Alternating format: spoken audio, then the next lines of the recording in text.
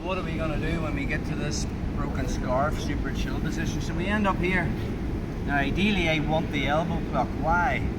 Because what's my goal? My goal is to keep Crippy flat on his back. He gets, so right now it's the same concepts we've been talking about. I want to stay comfortable. I want to make Crippy uncomfortable when we're here. Okay? So again, perfect position of my body. My lat is right across his diaphragm. If you think about where your rib cage is, comes across just below where you get a fist in there, I want my lat right there. I want to be able to push the air out of his diaphragm so his lungs can't expand. Now when you get into the right position and you're here, you start talking Crippy, he starts talking like this because his brain's told him to hold your breath. Right? It wants air in the lungs because the minute he breathes out, his lungs can't expand again to take in air, and that's the worst place to be on the bottom. Sorry, bro. When you can't breathe in. Okay, so our goal is to constantly put him under pressure. We're just using weight distribution. We're not even thinking about submissions yet. Obviously, if he gives us something, we will. But the second I get to there and I find this and I find the elbow, I push up. Now I nearly go too far. I'm nearly pushing to the point where, for flip's sake, I'm about to go over. Another thing you need to be aware of, if I go to here, Crippy can find my armpit and start doing that Heisman escape, push, push, push. Boom, and we're away. And that sucks when that happens. So just thinking about being like a wet blanket, being relaxed. Anytime I'm here,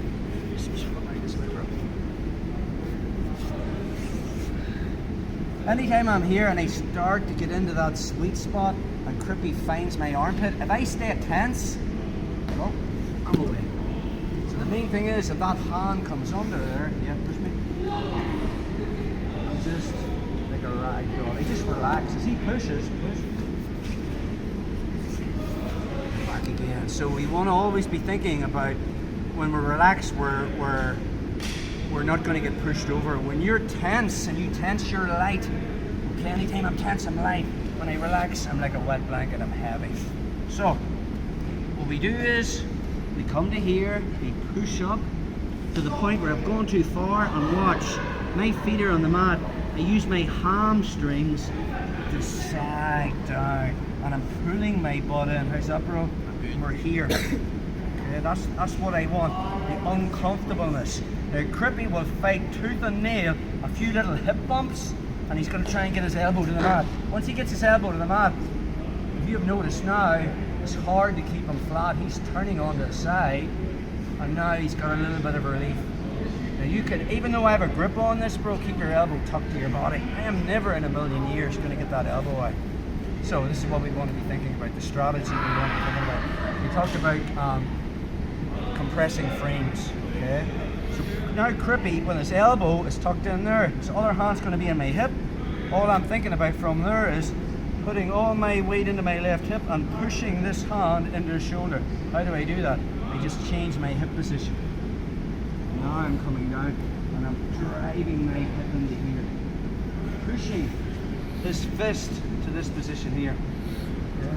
The second I get that, I'm now starting to put him in a lot of discomfort. He's still in the underhood. He will want to straighten his hand. As he does, my knee comes underneath, and we're back into super chill. So in other words, if he gets his elbow to the mat, he's screwed. And once I start doing this and he straightens his arm, he's screwed again. Yes, right away he's screwed. And this is when we start to build the submission game around it. This is a skill that you need, using your weight distribution. That's just those marks you can see, bro. So we want to think about not chasing submissions. We want to be thinking about making them uncomfortable. Okay? While I stay comfortable, he will fight tooth and nail to get back on the side to get comfortable again. And the minute he does, I just take that away from him again.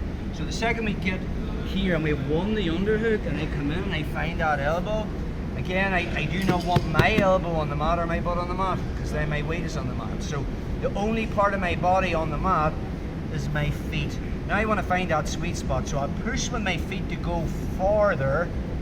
And again, if he starts pushing on my armpit, I'm just relaxing down. So I'm heavy. So then I push up, and now the detail is I start to use my legs to pull myself down. shock mark. He's holding his breath. Right, which isn't a good thing when you're in the bottom. Now from this position, let's just say he does a little bump and gets his elbow to the mat. I'm not going to try and pull this up again. My goal is to put all my weight into my left hip and push this into the shoulder. So I just change my hip position. Watch, my knees come off the mat. I'm starting to press that into here. He will start to push, and when he does, my thigh comes underneath, fills the space, go back into this position again. Again, he's flat on his back, uncomfortable. He will do a few bumps to try and get his elbow down. The second he does, I don't try to get this back again. I just change my hip position. My knees have to come off the mat, because if they're on the mat, the weight isn't going into this. So I start to push this in. Okay.